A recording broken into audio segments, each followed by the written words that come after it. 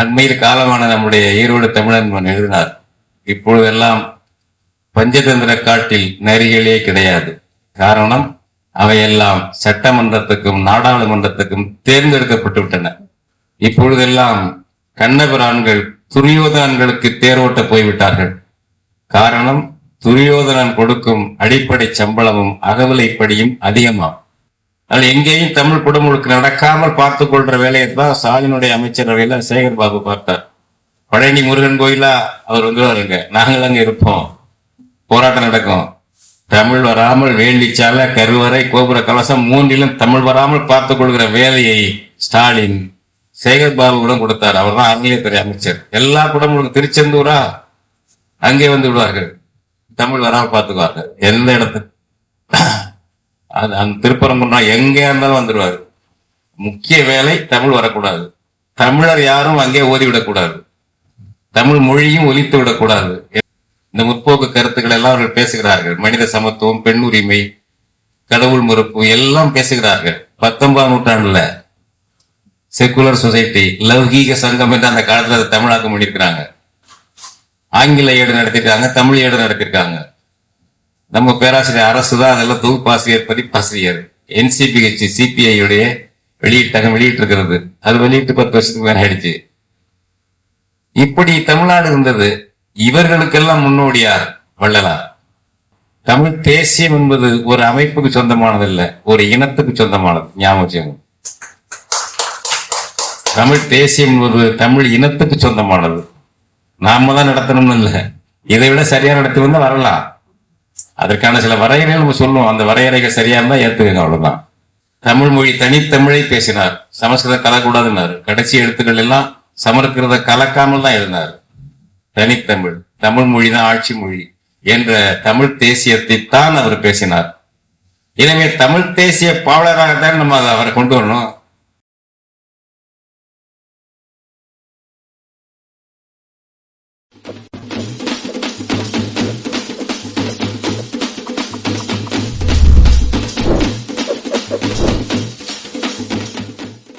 இந்த நிகழ்ச்சியை நாம் ஏற்பாடு செய்து நடத்துவதற்குள் ஒரு அதிர்ச்சி செய்தி வந்தது. அதுதான் நம்முடைய ஐயா தேனிசை செல்லப்பா அவர்கள் காலமாகிவிட்டார் என்ற செய்தி நேற்று மாலை வந்தது.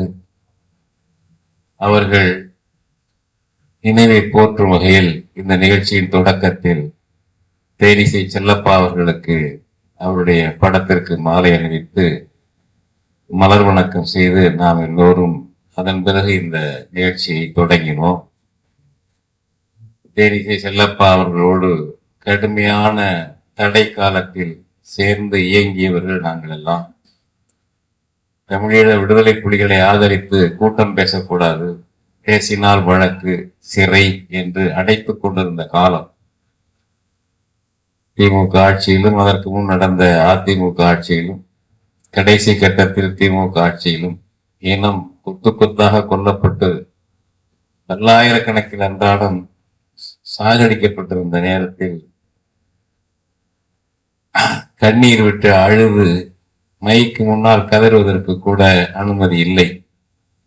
அப்படிப்பட்ட நேரத்திலும் போர்க்குரலாக இருந்தாலும் சோக குரலாக இருந்தாலும் அதற்கு தகுந்தாற் போர் பாடல் பாடி நம்முடைய தமிழர்களுடைய, தமிழ்நாட்டு தமிழருடைய ஆதரவை, ஒருங்கிணைப்பை ஈழத்தமிழர்களுக்கு வழங்கியவர் தேனிசை செல்லப்பா அவர்கள்.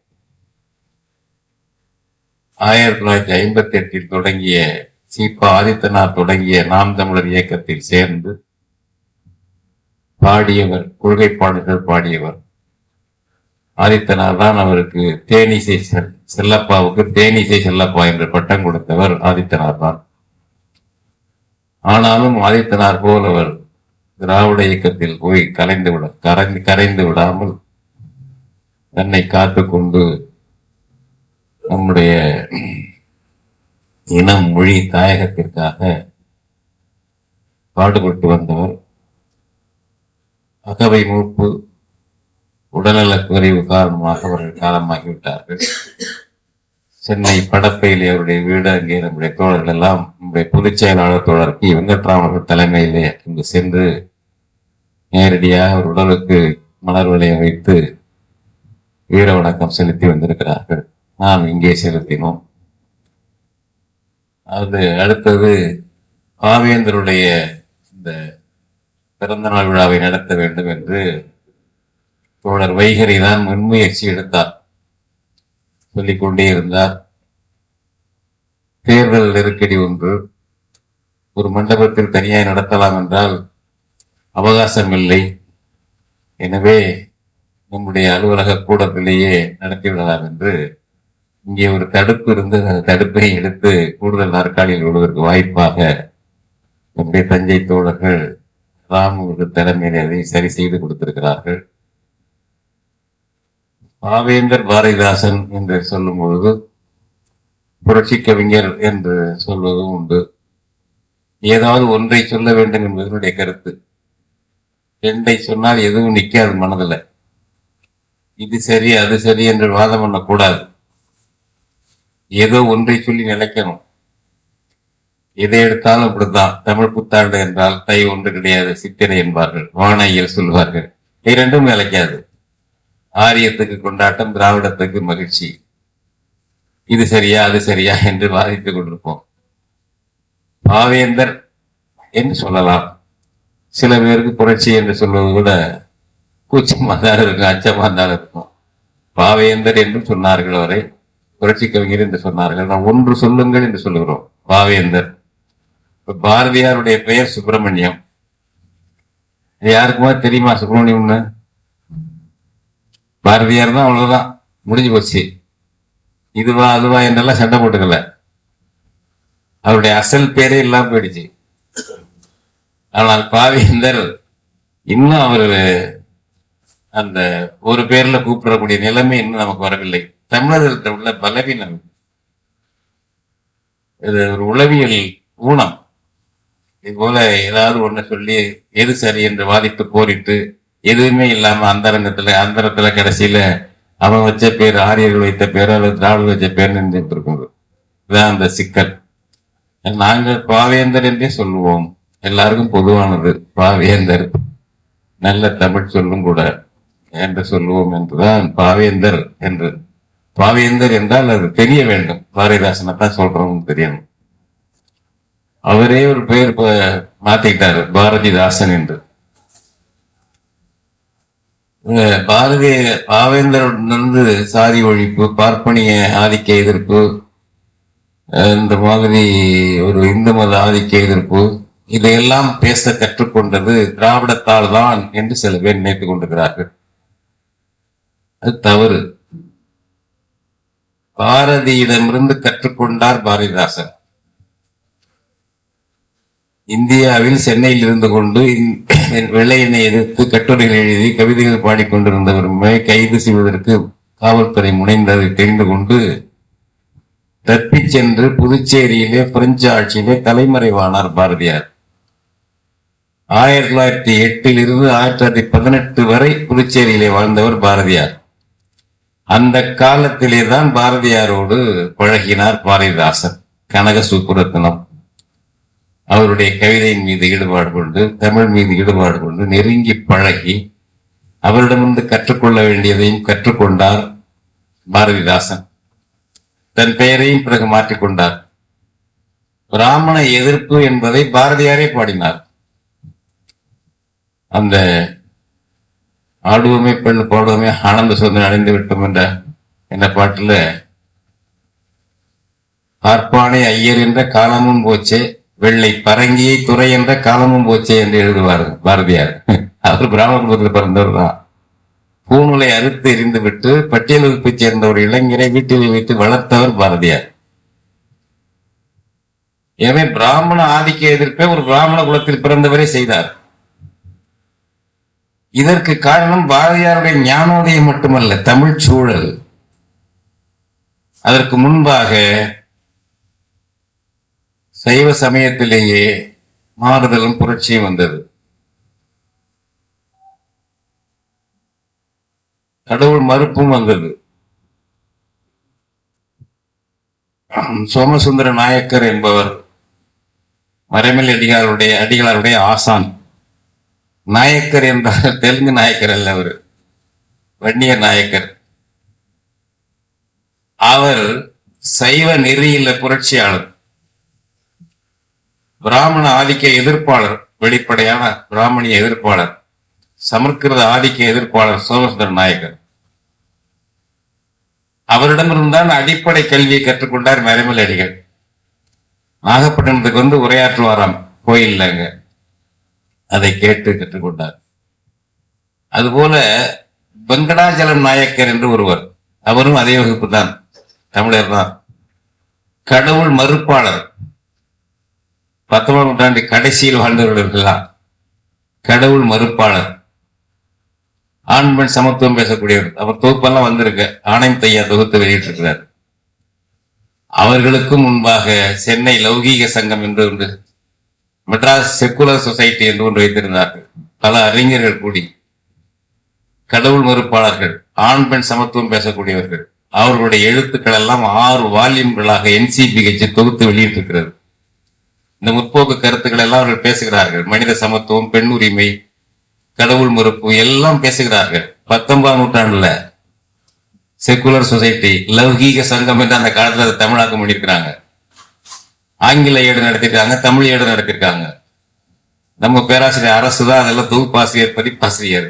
NCBH CPI உடைய வெளியிட்டிருக்கிறது. அது வெளியிட்டு 10 வருஷத்துக்கு மேல ஆயிடுச்சு. இப்படி தமிழ்நாடு இருந்தது. இவர்களுக்கெல்லாம் முன்னோடியார் வள்ளலார். 19ஆம் நூற்றாண்டுல வள்ளலார் சாதியிலே, மதங்களிலே, சமய நெறியிலே என்ன போய் சிக்கி தவிக்கின்ற தமிழர்களே மீண்டும் வாடான்னு கூப்பிட்டாரு. சாதி சமயம் எல்லாத்தையும் எதிர்த்தாரு. சிலை வணக்கத்தை எதிர்த்தாரு. ஒளி வணக்கம் வச்சுக்க, ஒரு மனசுக்குள்ள வச்சுக்க, பிராமணன் தேவையில்லை.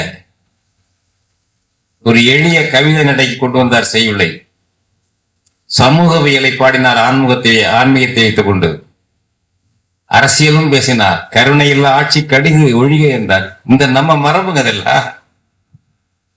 அந்த 19ஆம் நூற்றாண்டுல அயோத்திதாச பண்டிதர் புத்த மதத்தை சார்ந்தவர், புரட்சிகரமான கருத்துக்களை எல்லாம் எழுதினார். இதெல்லாம் நம்முடைய மரபு. இவற்றினுடைய வெளிப்பாடுதான், தொடர்ச்சி வெளிப்பாடுதான் பாரதியார். இவர் எல்லாருடைய வெளிப்பாடுதான் பாவேந்தர் பாரதிதாசன். ஏதோ ஈவேராவை பார்த்த பிறகுதான் கத்துக்கிட்டார் என்பதல்ல கடவுள் மறுப்பெல்லாம்.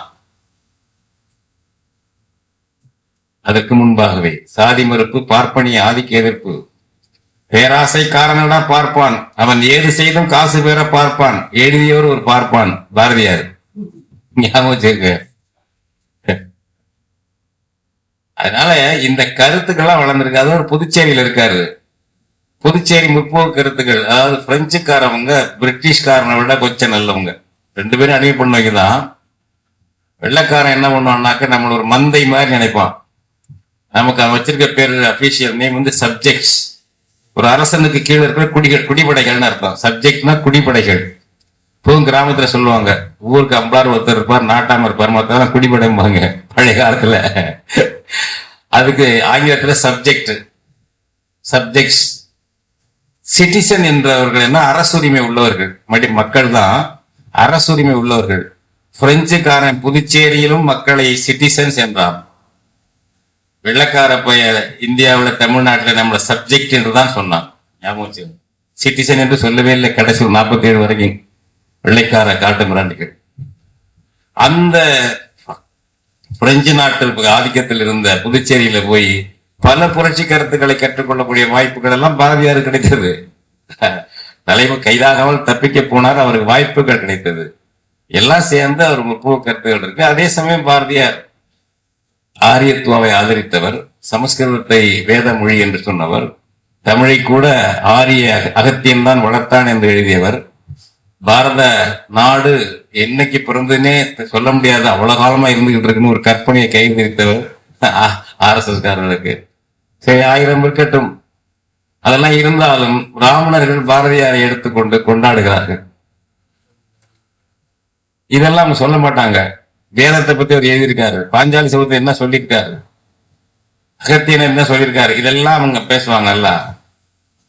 விதியை பற்றி என்ன சொல்லியிருக்காரு, அதெல்லாம் பேசுவார்கள். அந்த பிராமண மறுப்பு, பிராமணத்தை தாக்கியதெல்லாம் சொல்ல மாட்டாங்க. அப்படியே பாரதியார அவங்க கையில எடுத்துக்கிட்டாங்க. அவர்கள் கையில் எடுத்து பிரபலப்படுத்தி இப்ப பாரதியாருடைய பிறந்த நாள் நினைவு நாள், அது செப்டம்பர் வந்தாலும் சரி, டிசம்பர் வந்தாலும் சரி, பத்திரிகைகள் அதை பற்றி எழுதும், படம் போடும், சிறப்பு கட்டுரை வெளியிடுவார்கள். பாரதியார் நாள், அது பிறந்த நாள் அல்லது இறந்த நாள் என்பது தெரிய வரும். போடுறதில்ல, நம்மளும் அதை பற்றி கவலைப்படுறதில்லை. இப்ப பள்ளிக்கூடம் அங்க இங்க எல்லாம் பாரதியார் விழா கொண்டாடுவாங்க. இதை விட கூடுதலா நீ பாரதியார் விழா கொண்டாடுங்க, மானான்னு சொல்லல.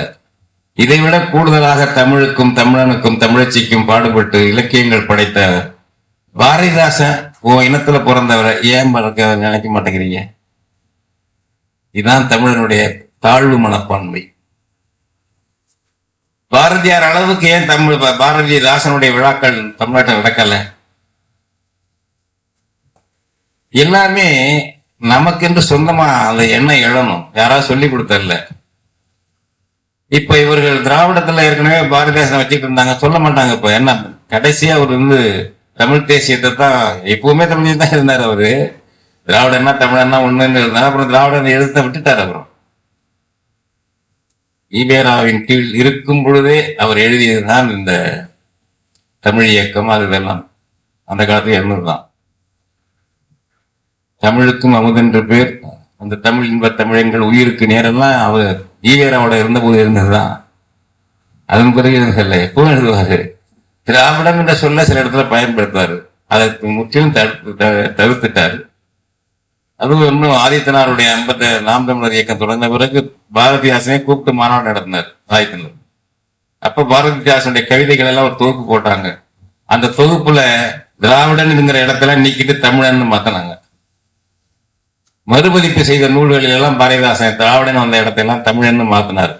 இதை சொன்னவர் நம்முடைய பேராசிரியர் இளவரசு அவர்கள். தஞ்சை சரபோஜி கல்லூரி பேராசிரியர் இருந்தவர்.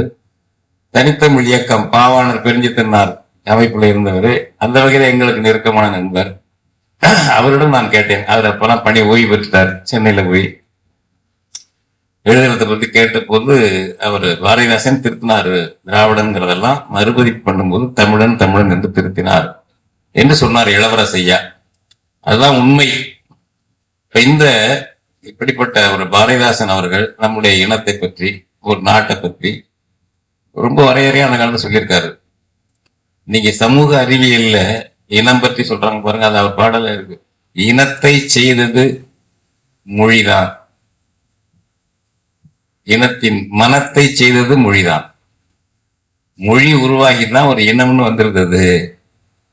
அப்ப நாமெல்லாம் ஒன்று, ஒரு இனம், ஒரு ரத்தம் என்ற அறிவு வருது. அவனுக்கு ஒரு உளவியலை உருவாக்குறது, பண்பாட்டை உருவாக்குறது அந்த மொழி பரவலால. அவனுடைய உளவியல் உருவாக்கம் என்று இப்ப நேஷன் ஃபார்மேஷன் கோட்பாடுன்னு சொல்லுவாங்க. அதுல ஒரு ஒரு தாயக பகுதியில் வாழ்கிற மக்களுக்கு ஒரு வகை பொது உளவியல் இருக்கும், சைக்கலாஜிக்கல் மேக்கப் ஒண்ணு இருக்கும் அப்படிம்பாங்க. அத அவர் சொல்றாரு பாருங்க, அதெல்லாம் படிச்சாரா இல்லைன்னு தெரியாது. பாரதிதாசன் சொல்றாரு, இனத்தின் மனத்தை செய்தது மொழிதான், அது நம்ம தமிழ் தான் என்று கொண்டு வருவார். அப்படிப்பட்ட வகையில அவர் சொன்னார், இப்ப எங்கள் வாழ்வும் எங்கள் வளமும் மங்காத தமிழ் என்று சங்கே முழங்கு என்று சொல்லும் பொழுது அது ஒரு இலக்கணம் மாதிரி. நம்முடைய வாழ்வு என்பது நம்ம மொழியில் இருக்கு, பண்பாட்டில் இருக்கு, அது உள்ள தாயகத்தில் இருக்கிறது என்ற வகையில் அவர் எழுதினாரு. எதை எடுத்து எழுதினாலும் சரி, அதில் ஒரு மாறுபட்ட ஒரு சரியான தமிழர்களுக்கு தேவையான கருத்துக்களை சொல்லக்கூடியவர் பாவேந்தர் பாரதிதாசன். இப்ப பெண் உரிமை அந்த காலத்திலே சொன்னார். இப்ப நம்ம ஐயா தமிழர் சொன்னார்ல, சஞ்சீவி விருவத்தின் சாரல்,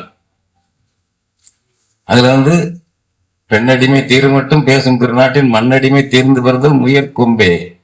அவங்க உரையாடல் கணவன் மனைவி. இந்த பெண்ணடிமைத்தனை நீங்கணுங்கிறது எப்படி கொண்டாந்து இணைச்சிருவாரு எல்லாம். அது மாதிரி அந்த புரட்சி கவியிலையும் பாத்தீங்கன்னா கடைசியில இந்த உண்மையை மறைச்சு வச்சவன நம்மகிட்ட நம்ம அப்பா மன்னரா உள்ளவன் என்று ரெண்டு பேரும் வச்சுட்டு கடைசியில அவன் பாடுவான், மறைக்க முடியாத உண்மையை. அப்ப கொண்டாந்து தன்னுடைய மொழி கொள்கையை இனக்கொள்கையை சொல்லுவார். கார் இருளால் சூரியன் தான் மறைவதுண்டோ, கடுமையான இருட்டு இருக்கிறதால சூரியனை மறைச்ச முடியுமா நிரந்தரமா? காரிருளால் சூரியன் தான் மறைவதுண்டோ, கரை சேற்றால் தாமரையின் வாசம் போமோ, பேரெதிர்ப்பால் உண்மைதான் இன்மையாமோ, பிற சூழ்ச்சி செந்தமிழை அழிப்பதுண்டோ. அவங்க பாடுறாங்க, பேரெதிர்ப்பால் உண்மைதான் இன்மையாமோ. ரொம்ப பேர் எதிர்க்கிறான் அப்படிங்கிறதால உண்மை இல்லாம ஆயிடாது, பொய்ன்னு ஆயிடாது. பேரெதிர்ப்பால் உண்மைதான் இன்மையாமோ, பிறர் சூழ்ச்சி செந்தமிழை அழிப்பதுண்டோன்னு கொண்டு வந்து இணைப்பார். ஒன்னொன்னையும் தன்னுடைய கொள்கையை கொண்டு வந்து இணைக்கக்கூடியவர். அப்படிப்பட்ட பன்முகத்திறலோடு இருக்கிறது. இப்ப நீங்க நம்ம அந்த கவிதையெல்லாம் படிக்கணும். இப்ப பாரதியாரை பற்றி நிறைய பல்வேறு ஆய்வுகள் வந்திருக்கு. சில பேர் தான் நமக்கு வந்து பாரதிதாசன் பற்றி நிறைய எழுதியிருக்காங்க. பாரதியாருடைய ஒவ்வொரு கவிதையும் எந்த ஆண்டு எழுதப்பட்டது எப்போங்கிறது அப்படியே இருக்கு. இப்ப நான் சொன்ன 1909 எழுதப்பட்டது. இந்த சுதந்திர பள்ளின்னு வந்து ஒரு பாட்டு சொன்னல, பாப்பான ஐயர் இந்த காலமும் வச்சுங்கிறதெல்லாம் 1909 எழுதியிருக்காருனாக்க அது எவ்வளவு பெரிய விஷயங்கள் அது. அப்படிப்பட்ட செய்திகளை நாமும் சேகரிக்க வேண்டும். பாரதிதாசனை வந்து பாவேந்தர் அவர்களை நாம் வந்து அவருடைய பன்முகத்தை கொண்டு போகணும். இப்ப மூடி மறைக்க நினைக்கிறாங்க. அவர் பேசியது தமிழ் தேசியம்தான். தமிழ் தேசியம் தான் அவர் பேசினார். தமிழ்நாடு விடுதலை பேசினார். தமிழ் மொழி தனித்தமிழை பேசினார். சமஸ்கிருதம் கலக்கூடாதுன்னாரு. கடைசி எழுத்துக்கள் எல்லாம் சமஸ்கிருத கலக்காமல் தான் எழுதினார். தனித்தமிழ், தமிழ் மொழி தான் ஆட்சி மொழி என்ற தமிழ் தேசியத்தை தான் அவர் பேசினார். எனவே தமிழ் தேசிய பாவலராகத்தான் நம்ம அவரை கொண்டு வரணும். தமிழ் தேசியத்தை அடையாளமாக தானே கொண்டு வரணும். தமிழ் தேசிய பேரியக்கம் தன்னுடைய முத்திரையில் 3 படத்தை வைத்திருக்கிறது. ஒருவர் நம்முடைய பேராசான் திருவள்ளுவர் பெருந்தகை, நடுவிலே அவருடைய படம். வள்ளுவருக்கு வலது பக்கம் மறைமலை அடிகளார் தூய தமிழ், பார்ப்பனிய சடங்குகள் அப்புறப்படுத்துதல், சமஸ்கிருதம் பிறமொழி கலக்காத தனித்தமிழ், முற்போக்கான பல கருத்துக்கள், பொதுநிலை கழகம் என்று வள்ளலார் சன்மார்க்க சங்கத்தை நடத்தியவர். இப்படி பல சீர்திருத்தங்களை செய்தவர் மறைமலை அடிகளார்.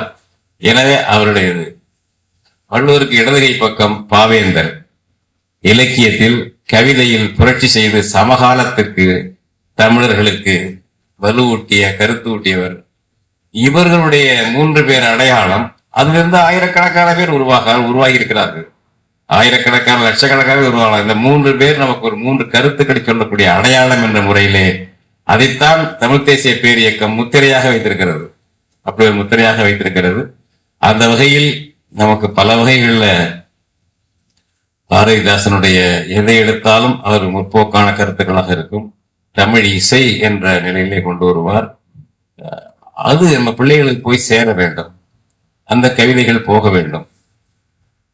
அவ பெரியவர்கள் அந்த காலத்துல சொன்ன அவங்க எல்லாம் இப்ப மங்கிட்டாங்க. திராவிடவாதிகள் அதை எடுக்கிறதும் இல்லை. ஏன்னா பாரதிதாசன் ரொம்ப சொல்லாக்க திராவிடத்துக்கே ஆபத்து வரும். அதனால தமிழ் தேசியர்கள், தமிழ் இன உணர்வாளர்கள் அனைவரும் இதில் முந்தி கொண்டு எடுக்க வேண்டும். பெண்ணுரிமை பற்றி நிறைய பேசியிருக்காரு. பெண்ணுரிமை பற்றி அந்த பெண்ணடிமை தீர்வு மட்டுமல்ல, பல பாடல்கள்ல நிறைய பேசியிருக்காரு. நிறைய கவிதைகள் பெண்ணுரிமை பற்றி நிறைய இருக்கு. அதுபோல பார்ப்பனிய எதிர்ப்பு இன்னைக்கு எவ்வளவு இருக்கு. பிராமணியம் இன்னைக்கு கோயில்ல தமிழ்ல அர்ச்சனை பண்ண முடியுதா? மதுரை மீனாட்சி அம்மன் கோயில் உடம்புக்கு வரப்போகிறது. நீதிபதி பரத சக்கரவர்த்தி ஒரு நல்ல தீர்ப்பை கொடுத்திருக்காரு, பார்த்திருப்பீங்க. நம்ம பெரிய கோயிலுக்கு போட்ட வழக்குல, நம்மளும் பல பேர் போட்ட வழக்குல சொன்ன தீர்ப்பு எடுத்தவங்க வக்கீல் நம்ம கரூர் ராஜேந்திரன் பேசியிருக்காரு. அதை வச்சுட்டு அதை போட்டு தமிழ்லையும் முதன்னு உயர்நீதிமன்ற தீர்ப்பை எழுதியிருக்காரு. ஆங்கிலத்தை எழுதிட்டு தமிழ்லையும் எழுதி தமிழ் கட்டாயம் நடத்தணும். இந்த மதுரை மீனாட்சி அம்மன் கோயில்ல உள்ள பொற்றாமரை குளத்தில் தான் சங்கப்பலகை இருந்தது. அங்கதான் காப்பியங்களும் கவிதைகளும் அரங்கேற்றப்பட்டன. அப்படிப்பட்ட மதுரையில் நடக்கிறது இந்த குடமுழுக்கு தமிழில் நடக்க வேண்டும் என்று சொல்லியிருக்காரு.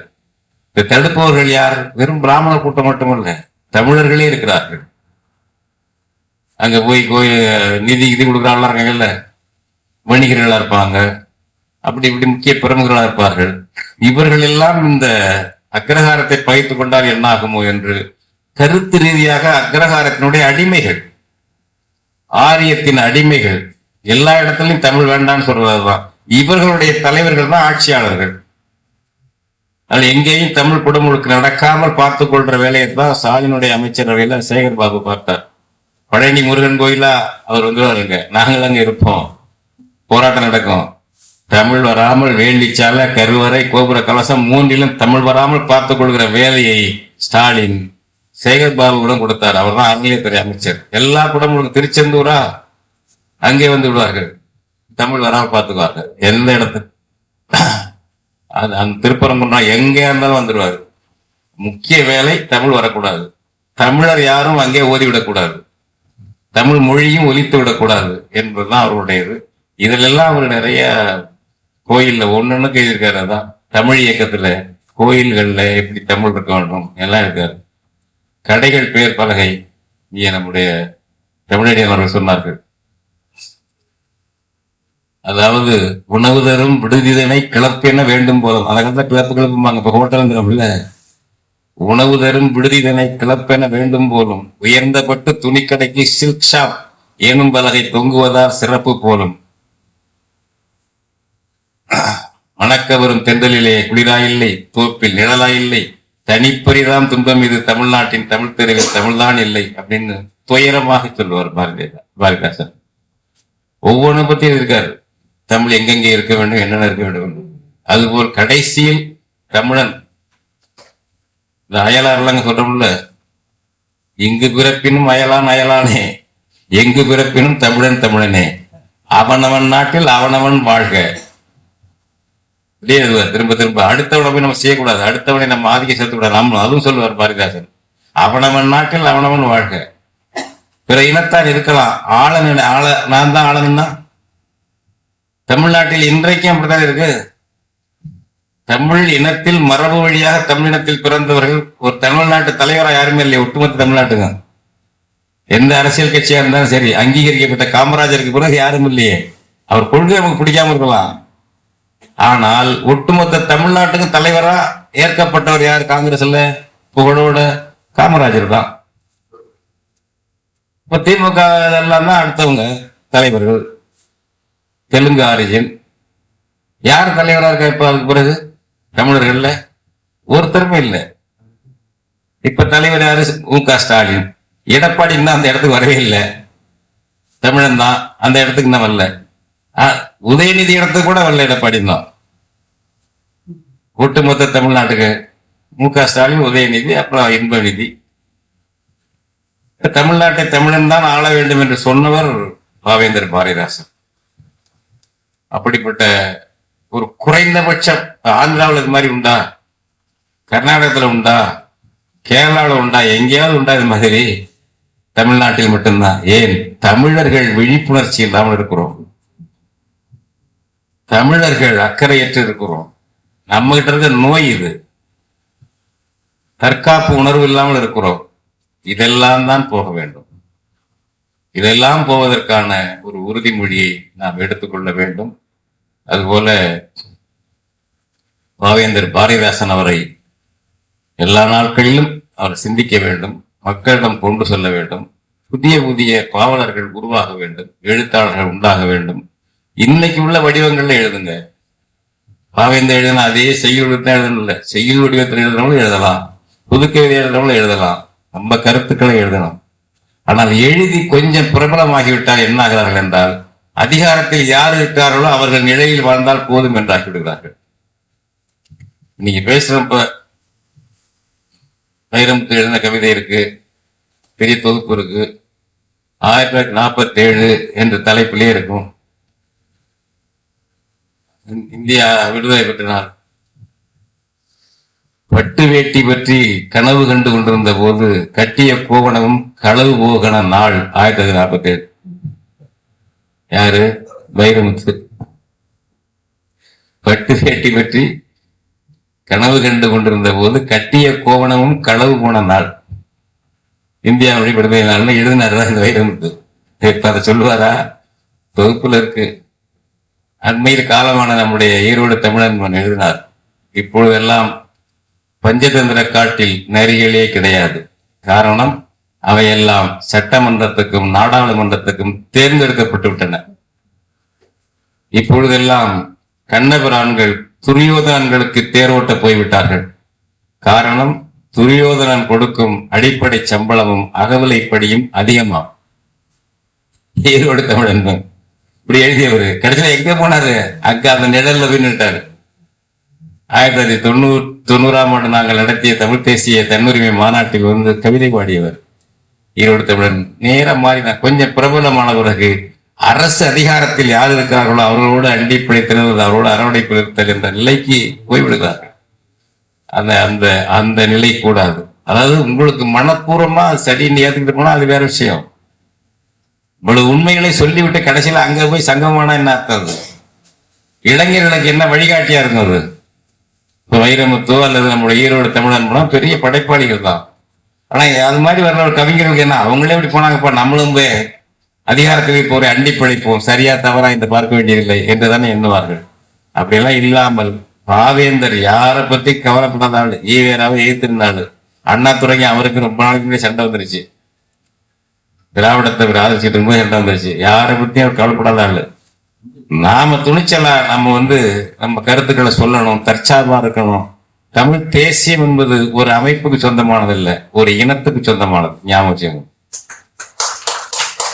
தமிழ் தேசியம் என்பது தமிழ் இனத்துக்கு சொந்தமானது. நாம தான் நடத்தணும்னு இல்லை, இதை விட சரியா நடத்தி வந்து வரலாம்.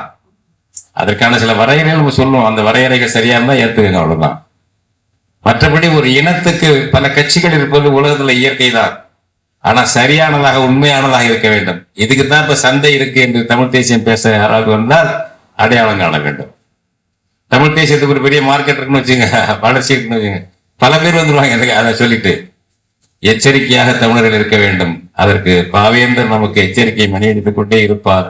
பாவேந்தரின் மறுபடி படியுங்கள், அந்த சிந்தனையை மேலும் வளர்த்துக் கொள்ளுங்கள். எவ்வளவு கூர்மையாக நமக்கு கருத்துக்களை கவிதை அழகோடு வழங்கி இருக்கிறார் என்பதை பாருங்கள். மிக மிக அடிப்படை அவரிடம் கவிதை அழகியதுதான். அதனால்தான் அழகின் சிரிப்பின்னே ஒன்னு எழுதினாரு. காலையிலம் பருதியிலே அவளை கண்டேன், கடற்பரப்பில் ஒளிப்புணில் கண்டேன், அந்த சோலையிலே மலர்களிலே தளிர்கள் தம்மில் தொட்ட இடமெல்லாம் கண்ணில் தட்டுப்பட்டாள் அழகென்பார் அப்படின்னு அழகே எழுதுவாரு. ஆலஞ்சாலையிலே கிளைதோறும் கிளியின் கூட்டம் தண்ணில் அந்த அழகென்பாள் கவிதை தந்தாள் அப்படின்பாரு. சிறு குழந்தை விழியினிலே ஒளியாய் நின்றால், அழகு எங்க இருக்கான்? சிறு குழந்தை விழியினிலே ஒளியாய் நின்றால், திருவிளக்கில் சிரிக்கின்றாள், நாரெடுத்து நறுமலரை தொடுப்பாளின் விரல் விளைவில் நாடகத்தை செய்கின்றாள். யாருக்கு அழகு அப்படிங்கிறது? அப்படி அந்த அழகியலும் இருக்கிறது, கருத்தியலும் அதெல்லாம் இருக்கிறது. அந்த அழகியலில் உள்ள கருத்தியலையும் நம்முடைய பேராசிரியர் அவர்கள் தமிழடியான எடுத்து காட்டினார்கள். பாவேந்தர் அவர்களை படிப்போம், பரப்புவோம் என்று வேண்டுகோள் வைத்து இந்த விழாவை சிறப்பாக நடத்திய தோழர்களுக்கு பாராட்டுக்களை, நன்றியை சொல்லி விடைபெறுகிறேன். வணக்கம். இவ்வாறான பல செய்திகளை, பல சிக்கல்களுக்கு விடை கிடைக்கக்கூடிய செய்திகளை தமிழர் கண்ணோட்டம் வலைவழியில் வெளிப்படுத்தி வருகிறோம். இது தற்சார்பாக செயல்படுவதற்கு நிதி தேவைப்படுகிறது. இந்த நிதியை நம்முடைய மக்களாகிய நீங்கள் தான், இளையோரும் பெரியோரும் நண்பர்களும் தோழர்களும் சான்றோரும், நீங்கள் உங்களால் இயன்ற அளவு என்ன இயலுமோ அந்த நிதியை வழங்குமாறு அன்போடும் உரிமையோடும் கேட்டுக்கொள்கிறேன். உங்களுக்கு நன்றி உணர்வோடும் பொறுப்புணர்வோடும் தமிழர் கண்ணோட்டம் செயல்படும் என்பதை உறுதி தெரிவித்துக் கொள்கிறேன். நன்றி, வணக்கம்.